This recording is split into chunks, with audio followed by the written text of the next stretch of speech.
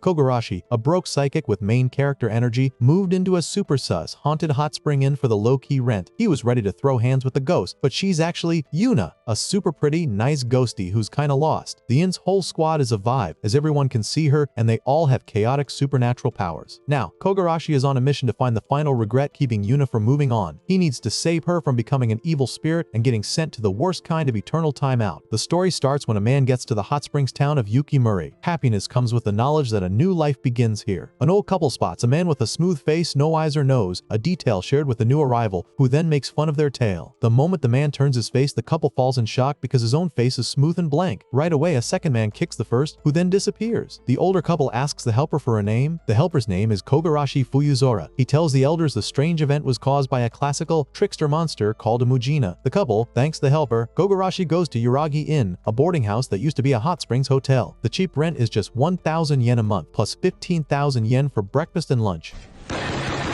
Even though the rent is low, the place is known to be haunted, which is probably why the rent is lower than a vending machine. When Yuragi Inn was still a traditional hotel, a student's dead body was found in the outdoor bath, and the spirit is still there. Knowledge of the rumor exists, but the man is not afraid of any ghost. Confidence rests in a strong punch which is believed will make any ghost run away fast. Happily, an attempt is made to take the first hot bath. While bathing, certainty is felt. No matter how scary a demon is, it will be beaten hard with strong fists. In the night, a girl is seen taking clothes off. She enters the hot bath. The new resident stares, realizing this person is the ghost of Yuragi Inn. The inn's ghost is very pretty. When she sees him, she starts to panic. He feels sure she is the ghost, and she is surprised that he can actually see her. He says he cannot see her and tells her to hide. She learns he really can see her, and she starts hitting him with trash cans, a rather solid reaction for a spectral being. Falling to the ground naked, only one way to get rid of spirits is remembered. Later, recovery occurs while lying on the floor. Opening the eyes, a lady is found sitting nearby. The events that just happened are remembered. The lady knows the name and has the honor of being the innkeeper for Yuragi Inn. Her name, Chitose Nakai, is shared. She takes care of all the people living there. Right then, another girl enters with a drink. This is Nonko Adahabaki, sitting in a very attractive way. Another girl, Sagiri Ameno, shows up, throwing a knife toward Kogarashi. Sagiri tells Nonko to wear proper clothes in front of a man. Suddenly, a further girl appears out of the blanket, unnoticed until now. This is Yaya, who likes warm places and licks the face. He is surrounded by girls, but soon after they learn the room number is 4, they all leave, letting him be alone. A move is then made to room 204. The room seems very fancy for the price. Fear hits upon seeing a butt sticking out of the wall. The legs of the ghost girl are then pulled. The ghost girl is surprised that he can still see her, having been hiding because a desire to scare him did not exist. She falls onto his face, the classic ghost welcome. After things calm down, both sit together. The ghost girl introduces herself as Yuna Yunohana, a spirit stuck at Yuragi Inn. Finding out he is a psychic makes her ask what he thinks she looks like. He says she looks like a high school girl in a yukata. Happiness comes from knowing he can see her clearly, because regular people apparently can only see a white shadow. The realization comes that he saw everything when they were in the outside bath, which makes her very embarrassed. Seeing him thinking hard, she makes it clear that she has no plan to curse or hurt him. She is basically a friendly ghost. Teeth are clenched because these are more reasons why punching her is not possible. As the clock hits midnight, she plans to sleep in the room. As a stuck spirit, this is the only room where sleep is possible. Surprise is felt that the two will live in the same room. She is very cute even as a ghost. At night, while both are sleeping, Yuna asks if he is awake. Conversation starts and she asks, "Why are you gay?" why he came to Yuragi Inn. He explains that since birth, he has been easy for spirits to possess. That kept causing problems for everyone around him, and he kept getting passed to the next guardian. In the end, possession by a stock trader resulted in a huge money loss, lots of debt, and homelessness. After that, he became a student of a spirit medium. The plan was that by beating evil spirits, a return to a normal life could happen. You're a victim! Sadness comes from remembering that everywhere the path led, he was treated as a burden. Yuna is happy about the arrival because no fear of her. This is the first time a conversation has been possible with someone like this in this room, which is why she is happy. He asks about her reason for staying. He shares that the mentor told him the longer a spirit stays, the more likely it is to become evil. So, he says it would be better if the reason for staying was fixed so she can move on before it is too late. While talking, a mouse suddenly Surprise, motherfucker! falls onto her, causing fright that results in objects moving on their own. She falls onto her bed and her nightgown is almost ripped off. She throws him into the river and right away goes after him to to check if he is okay, confirming that her anxiety is physically powerful and terribly aimed. A strange man is watching everything. The next morning, Kogarashi is very happy because a part-time job and a place to live were found. The town of Yukamori is being explored, deemed a very nice place. Standing alone, he remembers Yuna saying she is very happy he came to her place. Knowledge is known that if she becomes an evil spirit, she will go to hell. Wondering occurs about what can be done. On the other side, she regrets throwing him in the river. She wonders if he is mad at her. She hears a noise and is happy Kogarashi has returned, but she sees a strange man holding a stick. The man is Sekansugi Shouten, a Guma monk of the Gudon clan. He starts casting spells to make her go up to heaven. Kogarashi senses something wrong and runs to her to see if she is fine. Sekan is making her leave the world before she becomes an evil spirit. Kogarashi sees Sekan do enforced ascension on her. Yuna does not want to leave this world as many things still need to be seen and done, and a new friend has been made, so more needs to be learned about Kogarashi. Sekan decides to use all of his strength to make her ascend. She screams as it hurts. Kogarashi runs to her and breaks Sekan's barrier, which stuns the monk. Sekan finds it very wrong to side with the dead. Kogarashi punches Sekan. He sees that she does not want to go up to heaven, but he knows she will eventually go to hell. She knows she needs to ascend at some point, but not right now. Kogarashi decides to help her fix her reason for staying. Yuna starts crying after hearing this. No one has ever said that to her before. He doubts any other rooms cost 1,000 yen a month. She is so happy that he is very poor and wishes he stays very poor forever. He flat out refuses. While about to hit Sekan, a hand accidentally lands on her chest, which makes Yuna furious. In the nice outdoor hot spring, everyone is taking clothes off to bathe. Noise from Kogarashi is heard. Just as bathing is about to start, Kogarashi falls into the river. Anger is directed at him by everyone. Yuna runs there to tell everyone she was the one who did it, but since no one can see or hear her, it makes no difference. That is when Kogarashi thought that maybe letting her be exorcised would have been better after all. They all beat Kogarashi, concluding his disastrous first day with a collective, supernatural hazing. However, Yuna is happy that they will live together in the future. Kogarashi opens his eyes and finds a location in the sky with Yuna sleeping on him. A feeling of shock comes with the realization of the sky, which is rarely a good sign first thing in the morning.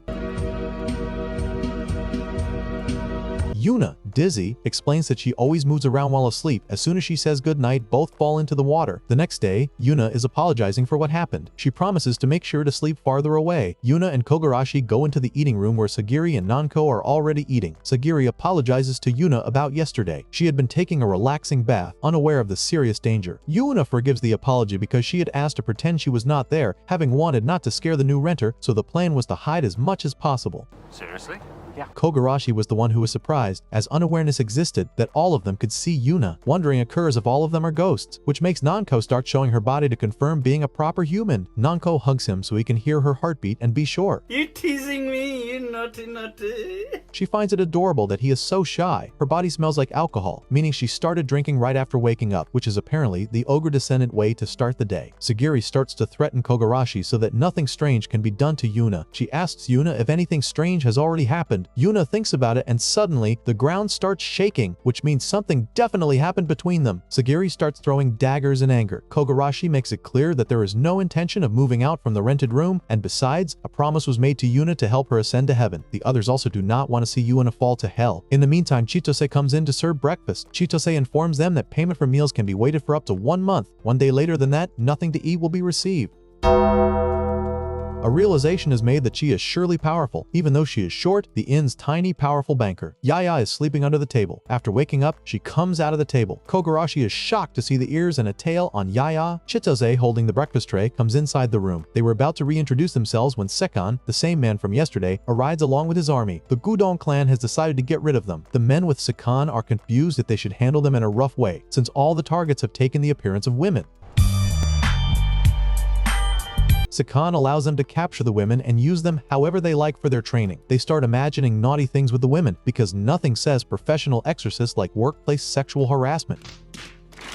Sagiri throws daggers toward those evil men, using a secret technique to attack them. Yuna tells him that Sagiri is a demon-slaying ninja. Her spirit weapons appear and disappear, and also change their look. Nanko goes in between those men. They are stunned to see a horn on her forehead. Nanko starts throwing them away one by one. Kogarashi is surprised to see her sending them all flying. Yuna tells him that Nanko is a descendant of Shuton Daoji. Yaya goes to those men, sitting in an adorable cat pose. Kogarashi is informed by Yuna that Yaya is possessed by the adorable cat god. Seconds group is completely defeated. Finally, Chitose goes to second. She forms some kind of light which goes into the bodies of those men. They all start receiving calls which are giving them good news individually. The men decide to stop getting rid of monsters and return back to their homes. Second is shocked to see them changing their minds all of a sudden. Suddenly, he also receives a call from his daughter, who apologizes to him because she has finally realized how wrong she was. She requests him to quit being a monk and come home. The whole group goes back without doing any harm to them. Kogarashi learns. Chitose is the caretaker who has been here at Yuragi Inn longer than any of them. She is basically a protective household deity who changes luck. After introducing themselves to Kogarashi, they all welcome him to Yuragi Inn with a greeting. Kogarashi thinks to himself that if not careful, going to heaven first will happen before Yuna, a very real concern when sharing a room with a poltergeist. The next morning, as soon as awakening occurs, Yuna is found lying on him. Yuna wakes up and is shocked to see that his face is under her. She throws him into the water once again. Later, she is again apologizing for what was done. On the way to breakfast, a cat is seen, so it is immediately held and starts being patted. The cat does not like being patted and tries to get away. Yuna tries to stop Kogarashi because the cat being patted is not actually a cat. Suddenly, the cat changes into Yaya, which stuns him. Sagiri is turning red with anger to see him groping Yaya all over her body, even though she hates being touched, making it his second accidental assault of the day. Though an attempt is made to explain, she gives a divine punishment to Kogarashi. Later, they are all sitting together when Chitose receives a request to kick Kogarashi out. To solve the problem quickly, according to Yuragi boarding house rules, they are going to have a one-game match. Yuna informs Kogarashi that terrible bad luck will be received if there is disobedience. The loser has to do what the winner wants. They are going to play Hot Springs Ping Pong. Kogarashi cannot stand ping pong, which frustrates Sagiri because excuses are already being made for a loss. The game begins. Yaya uses paws instead of a racket to hit the ball at Kogarashi. Kogarashi hits the ball beautifully, which stuns them. Kogarashi was possessed by a ping pong coach a long time ago. Because of all the tough training that was not even wanted, a hatred for ping pong developed. However, because of it, enough skill was gained to play at national tournaments, turning his worst memory into a winning advantage. Sagiri also gets serious in the match. A determination exists to free Yuna from the immoral Kogarashi. An attempt is made to assure Sagiri that Kogarashi is not immoral, but Sagiri is not in the mood to listen. They get 1 point as Yuna's poltergeist ability gets activated. Yuna and Kogarashi keep winning, but at one point, her poltergeist ability is not working anymore. It seems like she has gotten used to remembering embarrassing things, meaning she is becoming emotionally resilient to her own nudity. Chitose and Nanko are watching the match with great interest. Sagiri tells Kogarashi to leave the place, but he refuses to do that for Yuna. Sagiri and Yaya start making points. Yuna takes off her skirt to show her body so that her ability can be activated. As soon as her ability gets activated, they win the match. Just after winning the challenge, they are cleaning up the mess which was created. It pains Sagiri to say this, but a promise is made not to try to kick Kogarashi out anymore. However, a warning is given not to do anything to harm them, otherwise he will be kicked out. Yaya and Sagiri are setting up the table, so Kogarashi, being a helpful person, goes to help them, but he slips because of the ping pong ball. He happens to grab their chest accidentally, which makes them all stunned, giving him the inevitable final misunderstanding for the chapter. Kogarashi gets red and tries to explain, but Sagiri does not listen and finally gives him the punishment for doing that. Kogarashi, lying on the ground wounded, was worried about relations with the other residents in the days to come. In the morning, Yuna wakes up and sees the room is empty. Panic sets in with the thought that Kogarashi has left. In her nightgown, she goes out of the room and asks Chitose about Kogarashi. Chitose tells her that he left this morning for the high school entrance ceremony happening today. Meanwhile, at Yukamori High School's entrance ceremony, Kogarashi is excited to see his new high school starting today. He remembers that in elementary school, possession by spirits of bronze statues and anatomical models was frequent. In middle school, he underwent harsh training to be a spirit medium, so the dream of a normal school life was only a dream. He believes the real springtime of life begins today, the perfect time for everything to go horribly wrong. Yuna reaches the school because she wanted to celebrate his start of school. Sometime later, as he sits in the classroom, the first classmate he meets is Satoshi Hoyoto. Satoshi tells him about Chisaki Miyazaki, a very cute girl who was also in their class. Kogarashi is looking at Miyazaki when Yuna goes to see what is inside Miyazaki's skirt. He sees Yuna is about to do something terrible, so he immediately rushes to stop her, but he is too late. Before he could do anything, Yuna lifts Miyazaki's skirt.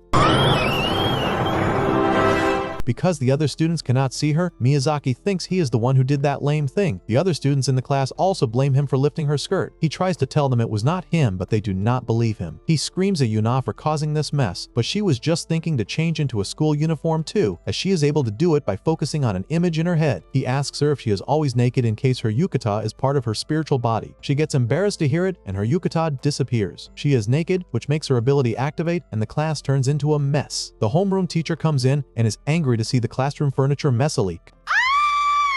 convinced that the new kid is a furniture levitating trash. The teacher asks the students to start introducing themselves one by one. At Kogarashi's turn, he gives a short introduction and also informs the students that he is a spirit medium. This stuns them as they hear that everything floating in the room was because of him and the poltergeist activity generated by a ghost he brought with him. He apologizes to everyone, but just a moment later, everyone starts making fun of him as they think he's making up stories. Kogarashi just wanted to apologize, so he did. He tells them to come to him for advice if anyone has any problems with evil spirits or monsters, an offer which no one immediately took seriously. After school, when he is alone in the class, Miyazaki comes to him. She wants to talk about something other than the skirt matter. She tells him what happened while she was taking a bath last night. She believes it is a supernatural event. She also saw her stuffed animals flying around in the middle of the night, which made her very scared. Kogarashi is willing to help his classmate in trouble. He asks Miyazaki to take them to her place. She hesitates to take him to her house because she only intended to ask him for advice. They go to her house and she shows him her room where so many stuffed toys are present. She is afraid of Kogarashi. Anyways, he is carefully looking at all the stuffed toys. He decides to get rid of the spirits from the stuffed toys. As soon as he begins, he starts hitting the stuffed toys, but Miyazaki punches him to stop beating her stuffed toys, proving she cares more about her plushies than his professional opinion. Somehow, nothing comes out of the stuffed toys, which means someone was controlling them when that strange thing happened. He picks up a stuffed toy and tells Yuna to go inside it and see if anything is wrong. Yuna was about to go inside the stuffed toy, but it changes its face, which scares Yuna and causes her power to activate. He flies in the air and falls on the bed on Miyazaki. Miyazaki gets angry and kicks him out of her house. At night, Miyazaki realizes that maybe she was too hard on Kogarashi. Suddenly, her stuffed toys start moving on their own again. They start ripping her clothes away. Meanwhile, Kogarashi comes in and starts punching the stuffed toys. He knows fighting them won't be helpful at this point because the real action is to punch the person responsible. He goes to the window holding the teddy in his hand. A spirit line is formed, which Yuna is told to follow. A spirit line is basically an electric line, the te. Someone with spells can run spirit energy through. However, spirit lines can only be seen when someone is sending spirit energy through them. So, they pretended to leave Miyazaki's house and waited for the culprit to use their spells again. He told Yuna to follow the spirit line from the air. Whenever they saw the spirit line stretching out from Miyazaki's room, he takes Miyazaki outside, although she is not fully dressed but is covering herself. They find the real culprit who is making the stuffed toys move. The culprit throws a leaf toward them, which turned into a monster. Miyazaki is scared beyond anything, but Kogarashi covers both of them and rushes to fight the monster. He uses his immense power to defeat the monster. Soon after defeating the monster, he stares at the culprit. The culprit immediately changes into a little girl who starts crying and asks for forgiveness. She introduces herself as Koyuzu Shigaraki, who came from a village of supernatural raccoons. They learn sorcery when they turn 10 years old and then leave the village to live on their own. She is basically supposed to change into an adult and blend into society, but she is bad at changing forms. She does not have a place to live, so she is staying at an abandoned temple all alone. She saw Miyazaki and put her leaves in her stuffed animals and watched her because she has the big chest that she lacks the most, making her a stalker with very specific body envy. She starts crying to say that when a spirit medium showed up, she figured it was all over, so she just wanted to see her chest last time. Miyazaki forgives her and goes near her. Koyuzu slides the shirt she was wearing and starts staring at her chest. Miyazaki gets red. She is embarrassed because Kogarashi also saw her chest. Well, it was decided that Koyuzu Shigaraki would stay at Yuragi Inn for the time being. The scene shifts to the next day. Kogarashi and Yuna are going to school. Kogarashi is surprised that even though she is a stuck spirit, she can move around freely. On their way, they meet Miyazaki, who thanked him for what happened yesterday. She asks him about Koyuzu, who on the other hand is enjoying the girls' chests. As a thank you, she bakes some cookies for him to have. He cannot believe he is going to have cookies because he was never able to afford those cookies all his life. He gets too happy. She also tells him to say hi to Yuna for her. Yuna decides not to go to school with him, but Kogarashi believes that because of her, he made friends with Miyazaki and Koyuzu in the end, so she does not have to worry about what happened yesterday. Both enjoy the cookies happily. A monster is attacking a citizen. In the meantime, Sagiri arrives and saves the citizen from the hair-eater monster, completing her mission. She is one of the Chuma Ninja Army, a group of psychic ninjas who use secret techniques to carry out divine punishment against cruel, violent yokai who harm humans at night. Sagiri goes to the same school as Kogarashi. Boys are already infatuated with Sagiri because she is pretty and great in academics and athletics, making her a perfect superhuman. However, she has a male-hating personality, which makes every boy in school terrified. Sagiri did not study co-ed before, so she is not used to boys, which explains why every interaction with a male is a high-stakes emergency. Suddenly, she approaches Kogarashi, which stuns everyone. They go to a separate place where she informs Kogarashi, with a lot of hesitation, that she needs to hire him for an assignment. The job is to help her hunt down a yokai. She tells Yuna not to come along because of the danger of the mission. Later, Kogarashi starts to wonder if the mission is too difficult for Sagiri to handle alone. In the meantime, some boys come to Sagiri and start to bother her. Before he could do anything, she takes care of those guys herself, which makes him realize that she is too aggressive and has low tolerance in public too. She came to give him the clothes. After he gets into the clothes, their mission begins. She informs him in detail about the mission and the the recent incidents that are happening. They go to the park, which is shut down at the moment because of various continuing incidents. After using a spirit vision in the Chuama village, it was determined that it is the work of a yokai, which she tells him before starting the mission. Because the victims are always a couple, she asked for his help to lure the yokai out. The victims' clothes are melted by the fog, and they are left naked because the yokai likes to eat pheromone-stained fibers. She has no plan to let go of the yokai that is a danger to humans, and worse, it humiliates women and girls. Both begin their mission. They are searching for the monster, but it does not come out. She thinks the only reason the black fog is not appearing is probably because she is not feminine enough, which is a very ninja-like inferiority complex. He suggests the idea of walking arm in arm because the black fog attacks couples, so maybe then they can be attacked. She agrees to do it, although she really does not want to do it. She grabs his arm violently. Immediately, the fog forms. She goes to find the main body that is causing the fog. She is surprised to see so much fog there, and her clothes start melting down. She sees that Kogarashi blew away the fog with the force of his fist, which makes her wonder what he is. The source of the fog appears there, and Sagiri begins fighting the main source using her techniques. The source explodes, causing a great beam of light, because of which she was about to fall down when he holds her down. Their clothes are ripping apart. She hits him with a dagger because of embarrassment. Later, they both put on their other clothes and go to their home as the mission is finished. A few days afterward, Sagiri was in distress in front of the mirror, probably wondering why her backup uniform was also slightly embarrassing. Yaya is sleeping casually when Kogarashi wakes her up for lunch. She was about to fall down in dizziness, but her cat god saved her, who was supposed to protect her. At the lunch table, discussion happens about the cat gods who possess a human and then give the host various powers. The cat god possesses Yaya because they are friends, and it is usually sleeping inside Yaya. They are all eating lunch happily when Chitose informs them of her leave tomorrow for the Hot Spring Association annual trip. They all decide to split the cooking duties among them for that period. The next day she leaves. Yaya prepares breakfast, which shocks them because it is just cat food. At night, Nanko makes dinner, which is only junk food. On the first day, everyone longed for Chitose's return. The next day, Yuna cooks a decent meal for everyone, which amazes them. As soon as Kogarashi takes a bite, he immediately spits it out because Yuna mistook vinegar for cooking's sake, and cola for soy sauce, a culinary combination that only a ghost could invent. Sagiri gets up to cook something meaningful, but she makes a terrible dish herself later, proving that even ninjas have their weaknesses.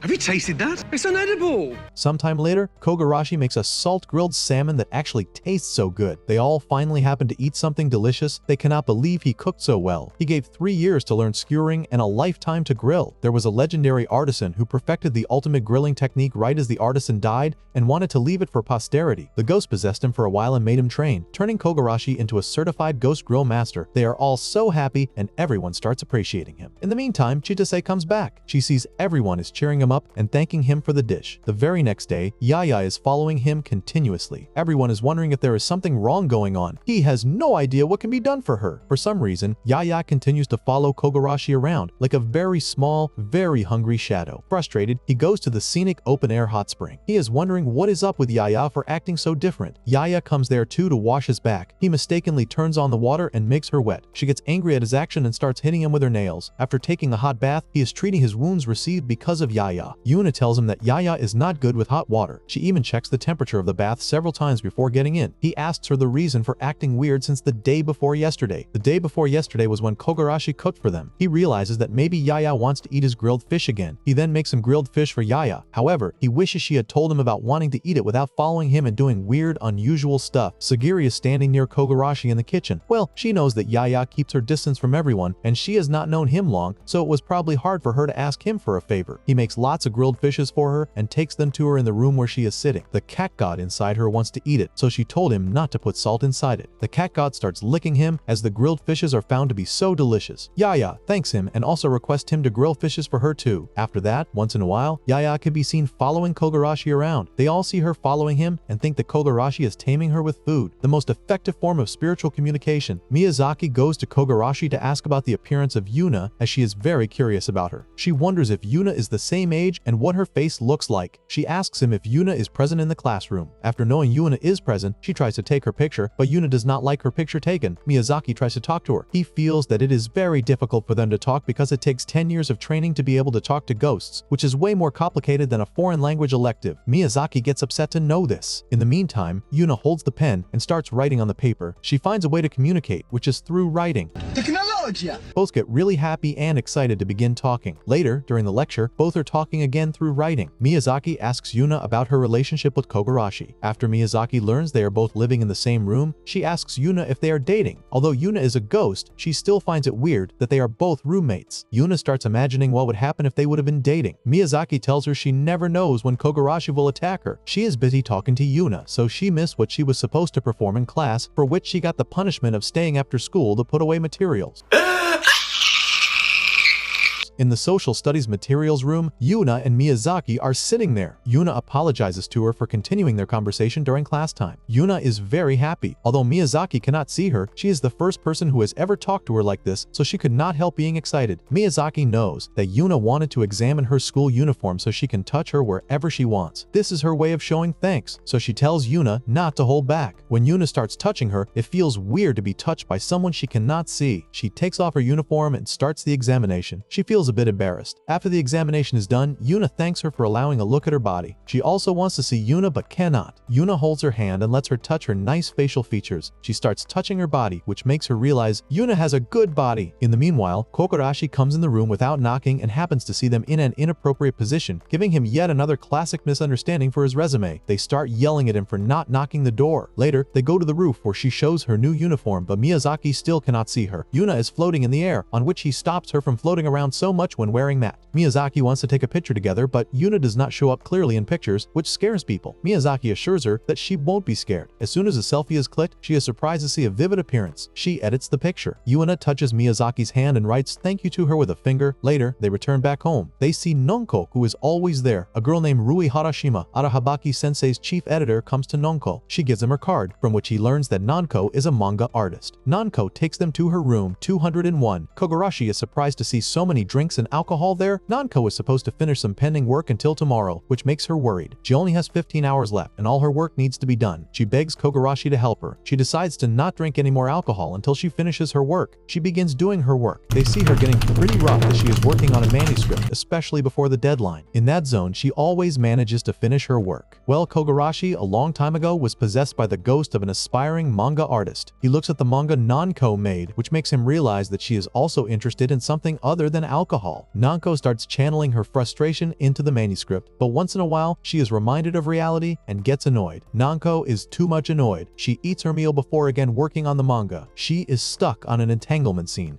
She decides to take some reference photos of Kogarashi, which may prove helpful to her. She makes him change his clothes. Both took pictures together. She makes him put his hands under her skirt without any embarrassment because they are just reference photos. For the sake of Nonko's work, he decides to do it. He grabs her tightly. She tells him to rip her blouse and push her into the bed. He follows her instructions and does the same. Rui keeps on capturing the photos from all directions. While doing it, he wonders if this is what it means to be an adult, and if all adult jobs require this much hands-on research. Kogarashi was slightly astonished. Rui tells him to also let her take cross-dressing reference photos for the culture festival scene. Time passes and it is midnight and they are not even making any progress on the manuscript. Kogarashi swore to himself that becoming an adult like this will never happen. Later, he made coffee for Nonko. Rui is sleeping. He realizes Nonko has not had a drop of alcohol while working on the manga. He asks her if she really loves her work. Nonko tells him that she used to be a yukai hunter like Sagiri a long time ago. It was like the destiny of an ogre's descendant. Back then, she was a good girl, so she did as she was told and did her best to fight yukai. But one day after she messed up and got badly hurt, she thought about something. She wondered at that time if her life was going to end like this without having done anything. Well, now she thinks what happened afterwards was a reaction. She felt like she would not be satisfied unless she did all the things she wanted to do. While doing different things, she settled on this work. But in the end, maybe she is just running away from the battle. After listening to her, he tells her that he does not feel the same. He asks her if she can hold back for yukai hunting too. However, she does not think she could. Well, 2 hours are left until the deadline. She decides to take a bath and drink after she finishes this manuscript. When Rui wakes up, she has already received the manuscript, so she immediately leaves from there along with the manuscript. Nonko feels like she is going to die. Kogarashi is also very tired and is about to go sleep, but Nonko stops him. She wants him to have a beer with her, although he is really sleepy and just needs a bed and a long sleep for now. She emotionally blackmails him to drink with her, a tactic only a desperate mangaka would employ. She hugs him tightly so that she won't leave until he agrees to celebrate with her. Squeezing him inside her chest, she is physically almost using him. In the meanwhile, the girls come to inform her about her editor, but when they see both of them doing such a naughty thing, they all get embarrassed. Sagiri gets angry and wonders what he is doing to her. Nanko strips her clothes apart, which she always does whenever she finishes her work. Yuna is requesting her to put her clothes back, but Nanko wants all of them to go naked together and celebrate. Little did Kogarashi know that helping out during deadline crunch would become a regular event after that. He was officially promoted to deadline misfortune magnet. Everyone is having their food together happily. The meal is very delicious as usual, all thanks to Chitose. Later, before leaving, Kogarashi tells her not to wait because he will not be back in the evening. Chitose goes to the room and changes her clothes. After wearing a neat and tidy uniform, she leaves from there herself. While going out, she sees Kogarashi and Yuna returning because he forgot something. Chitose immediately hides from them so that they do not find her. She uses her luck manipulation, which causes a wild boar to attack Yuna and Kogarashi. She has the power to control luck and can bring some kind of good luck or bad luck to her target. She feels relieved that they did not see her in the uniform. Well, as a counter reaction, bad luck is generated after good luck because what goes up must come down, especially when manipulating fate. Even she does not know how and when that will happen, so she mistakenly puts her foot onto the tail of a dog. She had no other choice but to run. She is breathing fast after running for so long. However, she's still not ready to let anyone at Yuragi Inn find out that since this spring, she has been going to middle school, where she's probably the most mature person in class. She reaches her school and goes inside the classroom. She sits at her desk. Overhearing the other girls, she knows they just talk about romance and idols. The classmates come to her, asking about her favorite idol. She surely likes Junmaro because of his handsome face. The three girls begin talking about Yamauchi, who looks a bit like Junmaro. Chitose really gets happy gossiping. Well, she thinks she really must keep this a secret from everyone at Yuragi Inn, because if they saw her like this, she would not be able to maintain her authority as the manager. She is doing sports, painting, and other activities in her middle school, which seems to be a very fun part to her. While she is leaving to go home, a man named Tsutomu stops her and asks her if she is having fun at school. He never thought that he would see her as a student at his school. However, Chitose also never imagined that a guy with the missing teeth would one day become a school principal. He laughs to hear it, as he remembers it was decades ago. Not many people know that she is a household protective deity, but the owner of Yuragi Inn and the Hot Springs Association have treated her very well. She believes it is the reason why she can be here at the school at the moment. It has been her dream to go to a school like a normal student, so Tsutomu tells her to enjoy at the school. Later at Yukimuri Mart, Chitose is enjoying a side trip with friends after school. They are enjoying themselves together when she sees some boys who ask them if they want to go to karaoke with them. One of them grabs the hand of a girl. Chitose stops those guys, asking if they are not embarrassed to dress up as lame juvenile delinquents in this day and age. The guy punches one of the girls. Chitose uses the luck manipulation. She saves her tray from falling apart. The guys start bothering them. Chitose gets angry at the guys. She is not letting the guy with the glasses to take her away. She has no other option left other than using her manipulation skill. She uses her misfortune on the guy. Though she does not even know what is going to happen, all that she knows is that he is about to be visited by bad luck. In the meantime, Kogarashi happens to come there, who jerks off the hand of the guy with glasses. Chitose is shocked to see him here because she did not want to let him know in any way. The guys try to hit him, but Kogarashi is very strong compared to them. As soon as they realize they cannot win with Kogarashi, Chitose cannot believe that Kogarashi happening to be around would become their bad luck, and he is also the bad luck reaction for her after the good luck she drew on before. Kogarashi looks at Chitose, who is trying to hide her face. Kogarashi did not recognize her and goes from there after helping them. She gets relieved that he did not recognize her. She realizes that wherever and whenever, Kogarashi is always Kogarashi. Anyway, the time has come that she should return to her usual self. In this world, there are various forms of good and bad luck. She knows this, but she believes that there is no better luck than meeting someone who makes her think that she is so glad they met. Chitose reaches home before Kogarashi. A sweet day off with Yuna occurs. They reach the Yukimuri Hot Springs Yuna wall. Yuna goes in with him. A few days earlier, she told Chitose and Kogarashi about her lingering regrets. She starts thinking about the things she wants to do. Chitose reminds her that she wanted to go to a certain place from before. She gives her a pair of tickets to Yuna wall. Yuna gets too happy to see it. Kogarashi did not know about Yuna wall, so she tells him that it is a hot spring leisure facility that opened recently. She tells both of them to enjoy their date. They are stunned to hear it. Coming back to the present time, Kogarashi seems disturbed, wondering if this is a date or just a really awkward outing. He wonders if this is always a date when a boy and a girl go somewhere together. Yuna asks him the same question, which shocks him. Well, this is the first time he is seeing Yuna in regular clothes. He realizes that Yuna is actually pretty. He keeps on staring at her and compliments her. He does not understand what is happening to him because he's getting nervous. Yuna always wanted to go on a date like this. Kogarashi declares it to be their first date and decides to escort her today. They go inside. The receptionist is surprised that the ticket is for 2 people, but there is no girl with him.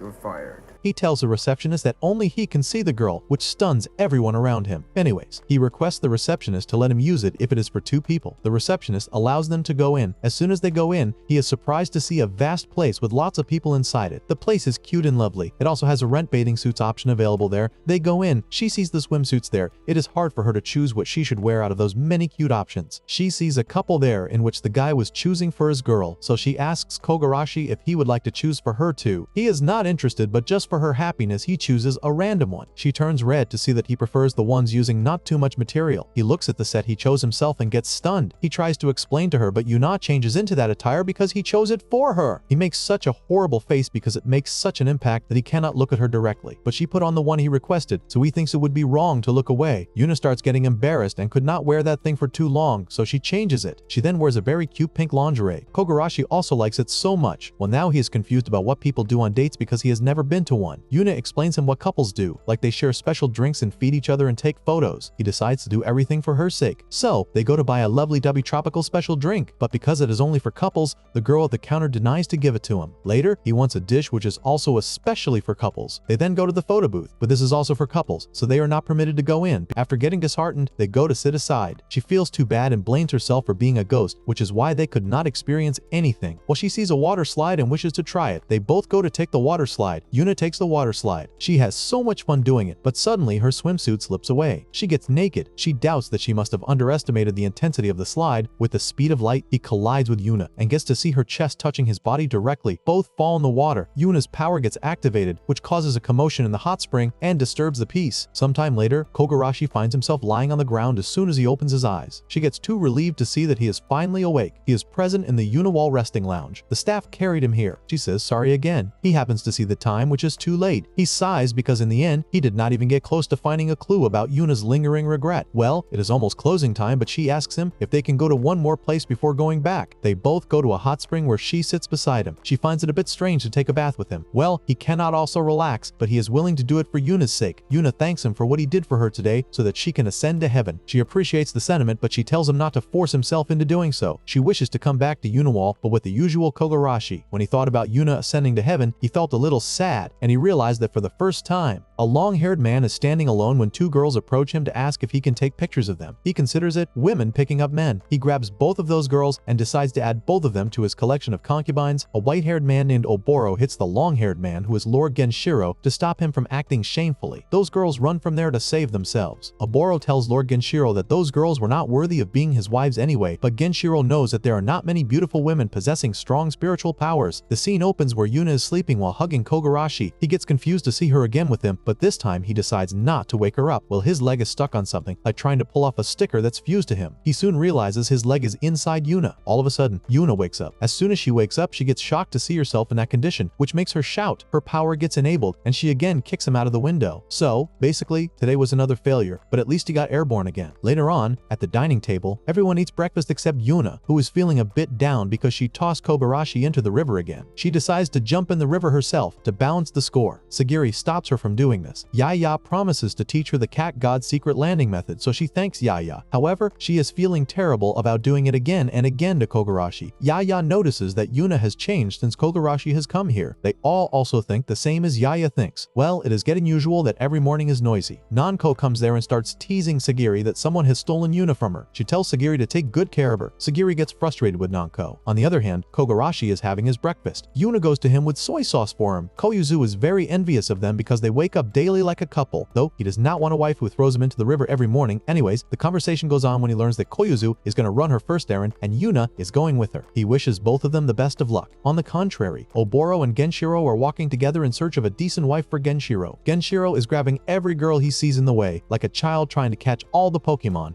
Stop it.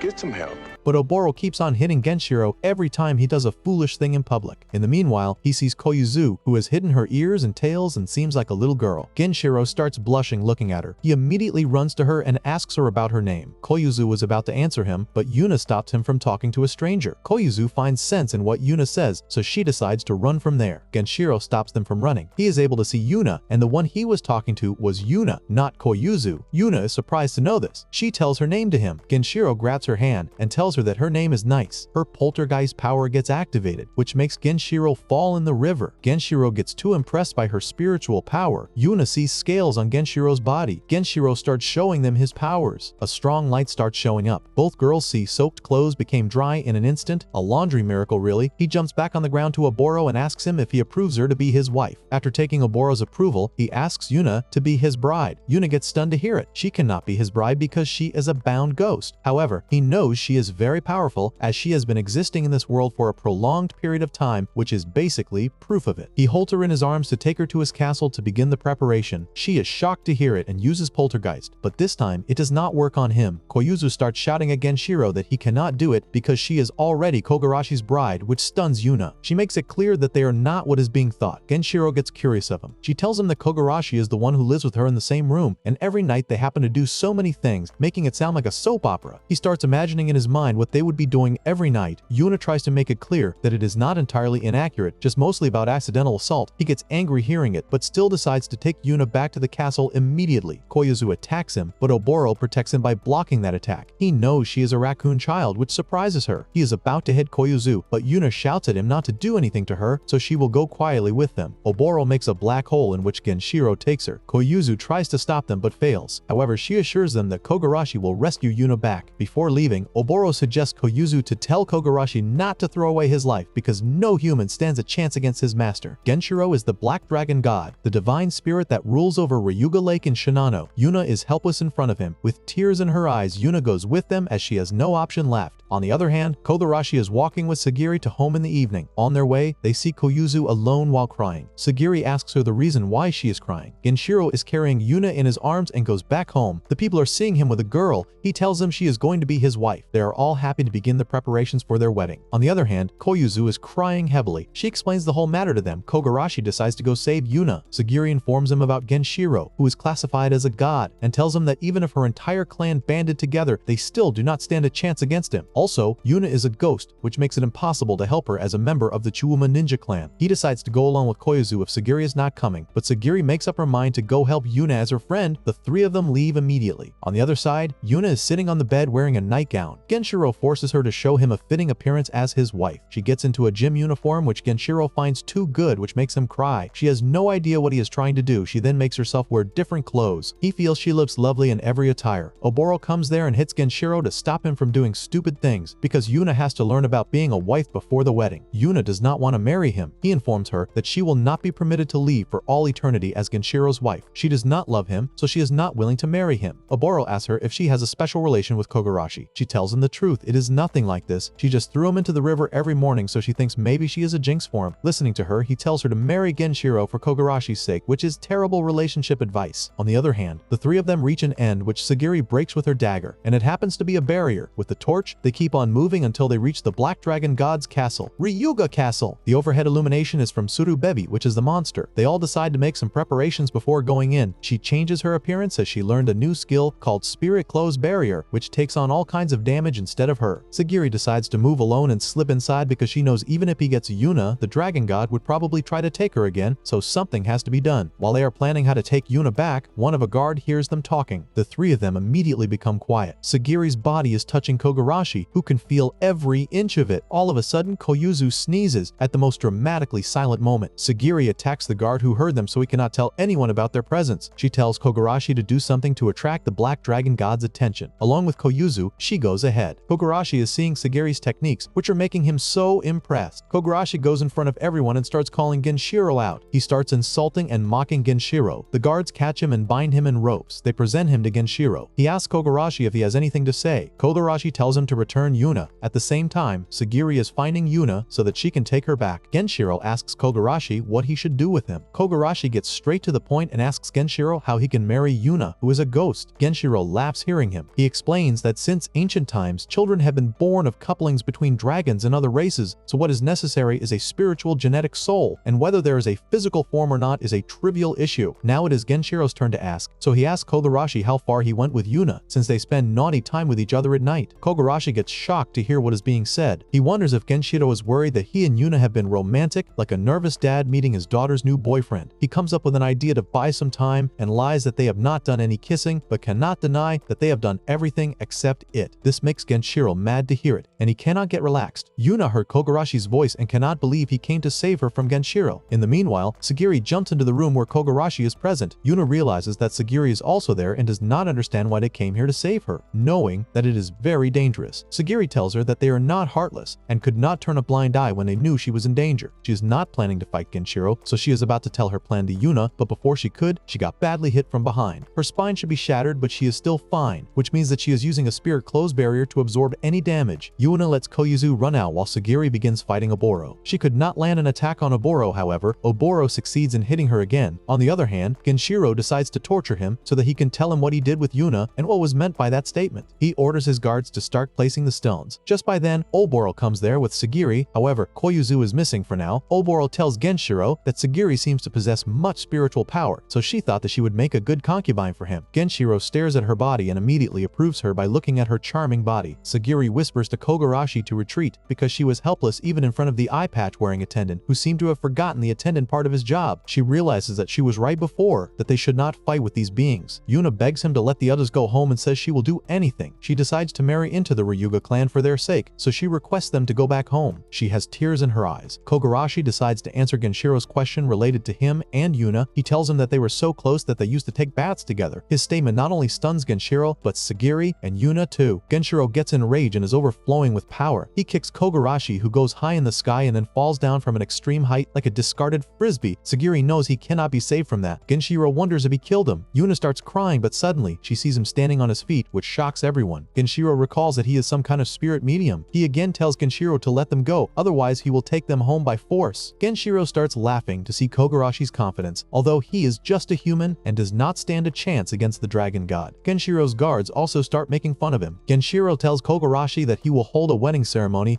and then he, Yuna, and Sagiri will spend the bridal night together. Kogurashi punches Genshiro, which makes him fall far away. He was once possessed by the ghost of a ridiculously powerful spirit. He was forced to be their disciple, but thanks to that, he acquired the strength to beat that master. The only thing he cannot punch is women, which is a surprisingly gentlemanly restriction for a powerhouse. Oboro cannot believe what just happened. She remembers a past memory when she was told that she was given life from the Lord and should think of the lady as her own child. The lady told Oboro to make the Ryuga clan stronger for Genshiro's sake. She promised the lady to accomplish that. Kogurashi, after taking care of Genshiro, goes to Oboro to free Yuna and Sagiri. Oboro decides not to give him Yuna or Sagiri. She tells the guards to leave Kogurashi to her and orders them to tend to Genshiro. Oboro gives Kogurashi a serious slashing attack, but she sees that it did not take off even a single layer of skin, which makes her realize that Kogurashi is very tough, like old leather. Oboro was born from the tail of the previous black dragon god and is the blade of protection, the god blade. Kogurashi gathers his power and starts hitting her. Oboro realizes he is very strong, as a single blow from him destroyed the multi-layer force field surrounding Genshiro. She knows that if she gets hit with one, it would probably defeat her. However, she still believes she has some chance of winning. One of his attacks hits Oboro, her chest comes out, and the news breaks that she is not a guy but a girl disguised as a girl. She reminds Kogurashi that he cannot hit a woman. She is very angry at Kogurashi because she believes if he had not come in, her clan would have been very strong. She keeps on hitting him, but he continues taking her attacks with ease. Suddenly, Koyuzu brings Nanko along with Yaya there. Nanko is carrying a drink in her hand as usual. However, she stops Oboro from hitting Kogurashi. Oboro is surprised to see that she stopped her blade with a bare hand. They immediately left home after they got a word from Sagiri. However, they did not bring Totose with them because she is a household deity and has the power to manipulate luck and can bring good fortune to her target as well as bring on misfortune too. But because dragon gods are deities that can control water and rain, if misfortune happens to a deity like that, the damage is likely to extend to the people living in that area too. Well, they were surprised to see the enemy boss go flying because they did not realize Kogurashi was this strong. Anyways, Nanko tells them to go home because Chitose is waiting for them. Oboro denies to let anyone go home as she plans to make them all the bride for the Ryuga clan too. She believes she will do it as it is best for her clan. Kogurashi suggests her to calm down and think. He decides to be her opponent if she still believes that fighting is the best option. She remembers the promise she made in the past to stop at nothing in order to make the Ryuga clan stronger. She realizes there are other options besides fighting and making them obey. Fighting against a man who can defeat Genshiro is pointless. However, she does not know if Genshiro will be convinced. Kogurashi has already thought of a strategy in his mind. The scene changes where Oboro is waking up Genshiro. After he regains his consciousness, he asks her about Kogurashi. She tells him that one punch from him ended up vaporizing him. He is stunned to hear because he seemed to recall getting hit. She acts in front of him the same way as Kogurashi told her to. She shows him Yuna and Sagiri who are saying goodbye to him. He does not understand why both the girls are saying goodbye to him. She tells him that after he fell in love with them them at first sight, they felt so fulfilled that they are ascending to heaven. He is so shocked to hear it, like a bad sequel was confirmed. Poor Genshiro has no idea what the real matter is. Basically, Koyuzu's magic created replicas of them, making it look like they were ascending. Everyone is appreciating Koyuzu for her great work. Genshiro starts crying to know Sagiri was a human ghost too. When their hearts are filled with his affection, it is no wonder they will go to heaven. So he thinks that maybe he is fated to not take a ghost wife. He bought the lie. Well, Yuna honestly tells Kogarashi that a part of her thought of becoming his bride because she is always causing him trouble. He assures her that this is not true because if it were true, he would not have come down here. In fact, he apologizes to her for the strategy, making it seem like she would be satisfied so easily and go to heaven. He reminds her what he said before, that he will make her happy. She thanks everyone for coming to save her. On the other hand, because Kogarashi's power even exceeds Lord Genshiro's, Oboro cannot let this go. She swears to take him down one day. The scene changes to Chitose, who has been waiting for them for so long. The door opens and they all get back to the house. The next morning, Kogarashi wakes up and opens his eyes. As soon as he wakes up, he finds his hand on something very soft and nice to touch. He gets nervous to wonder if Yuna is in his futon again, but he realizes it is not Yuna, but Oboro. He gets red like a tomato. Oboro knows her chest is not as fine as Yuna's that he is used to, but she asks him if he thinks they have their own charm. Kogarashi has no idea what she is doing here. Yuna also gets panicked to see her in the room. Oboro actually came to have a child with him who will be a strong warrior in order to make the Ryuga clan even stronger. She believes it is the best way for her. Yuna and Kogarashi cannot believe what she just said. In this way, Kogarashi's seeds of troubles increased again because apparently one set of problems wasn't enough. Miyazaki is standing outside Yuragi Inn. She knows this is the place where Yuna and the others live. It used to be a hot springs inn, but it went out of business because it was haunted. Even after that, people said things like seeing a ghost and a monster cat. She knows this area is a famous haunted spot, but when she thinks about it now, that rumored ghost must have been Yuna. Well, she is still a little scared. She remembers she asked Yuna if she could visit her at Yuragi Inn. Because she has already promised Yuna to come, she has to go now, and also, she wants to know what it is like for Kogarashi and Yuna to live in the same room. She makes up her mind and opens the door. As soon as she opens the door, she sees Oboro and Kogarashi in an indecent position, which makes her angry. Kogarashi gets confused. He tries to explain to Miyazaki and tells her that Oboro suddenly jumped on him from his blind spot and knocked him over. Oboro puts on her clothes and leaves. Koyuzu happens to see her and gets really happy. She hugs her tightly. She asks Miyazaki if she can see her chest once again. Miyazaki laughs to hear it. Anyways, she tells Koyuzu about the plan for her and Yuna to go in the open air bath, so maybe then she can get to see her chest. Yuna also comes there, welcoming Miyazaki. She is holding a textbook on which she has written, "Welcome for Miyazaki." Sagiri sees Miyazaki and gets really impressed by her. She starts wondering if the gap between them is due to femininity. Kogarashi puts on his shoes and is about to leave to buy one new uniform. He bids farewell to them and leaves. Yuna is introducing everyone to Miyazaki. Everyone is feeling very nice to meet her. When Miyazaki hears Nanko's name, she tells her that she has the same name as one of her favorite manga artists that is published in Monthly Marmalade. Nanko tells her that she is the same person. Miyazaki cannot process this information. Nanko offers her to come visit her studio and stay a night. Yuna also forces Miyazaki to stay over. Miyazaki accepts the offer and decides to have a sleepover. Chitose stands up to make dinner, but Miyazaki also offers to help her with dinner because she cannot accept their hospitality without doing anything in return. Miyazaki's specialty is Italian food, so she makes very tasty Italian fish. Yaya, after tasting her Italian fish, gets tamed, just like when she got tamed after tasting Kogarashi's grilled fish, only this time it's pasta sauce. Sagiri is getting impressed by Miyazaki's wonderful sense of fashion. She realizes that Miyazaki is good at everything, which makes her wonder if she is a feminine monster. Yuna and Nanko get what Sagiri is thinking, so they try to relax her and assure her that she is also a wonderful girl. Later at the scenic open-air hot spring, they all go to take a hot bath. Miyazaki is so excited to take the hot bath, she wishes to take it daily. All the girls get inside the hot spring. A bizarre phenomenon happens at one side, which makes Miyazaki know that Yuna is the one who is present there. Everyone is praising Miyazaki because she is attractive. Oboro is listening to them quietly. She goes to Miyazaki as she wants advice on how to get Kogarashi. Miyazaki remembers Oboro is the same girl she saw sitting on Kogarashi. Well, she basically does not have much idea, but she knows forcing her body on Kogarashi may not be the right way. Oboro makes it clear to her that she does not love Kogarashi, she just wants to have his child. Her main objective is bringing Kogarashi's vast power to the Ryuga clan without becoming his spouse. Miyazaki gets shocked to hear this and could not understand that she wants to be his mistress, which is apparently a valid career path for a ninja. Sometime later, they all lie down to sleep. She is surprised to know Yuna sleeps on a futon. Yuna tells her to touch her. She tries it, and this time she can feel Yuna. It feels so good touching her as her skin is so soft. She mistakenly pressed her chest. Koyuzu asks Miyazaki to tell her about her romances as she is really popular. She refuses as she does not have anything like that. She asks both of them to tell how to bewitch a man. They hesitate to discuss this topic with her because she is still a child. She takes out her leaf and transforms into an adult. Well, they have no idea about the answer, so they cannot help her. Koyuzu tells them that Nanko has taught her a lot of things, so she asks them if they would actually model them for her. Yuna and Miyazaki agree to that. She shakes her leaf and lets them act one by one. She shakes the leaf again. Yuna and Miyazaki are lying on the bed. They both allow her to do whatever she wants to do with them, which makes her too happy. She thanks both of them. Koyuzu tells Yuna to try the same thing with Kogarashi, as he will love it. In this way, the night wore on at Yuragi Inn. During the night, she wakes up as she feels something is sitting on her. She wonders if it is sleep paralysis. She touches the thing that is on her. She wonders if this is Yuna. She cannot believe this is Yuna. She cannot see her, but she puts her aside and lies down again. Closing her eyes, she goes back to sleep. However, she is very surprised that Yuna does the same with Kogarashi every night. In the meantime, Kogarashi also comes there to sleep, although he was supposed to be working until tomorrow. Miyazaki goes inside the blanket. She gets tomato red to realize Kogarashi is lying next to her. She decides to explain the situation to him and go to sleep in another room, but as soon as she moves her face,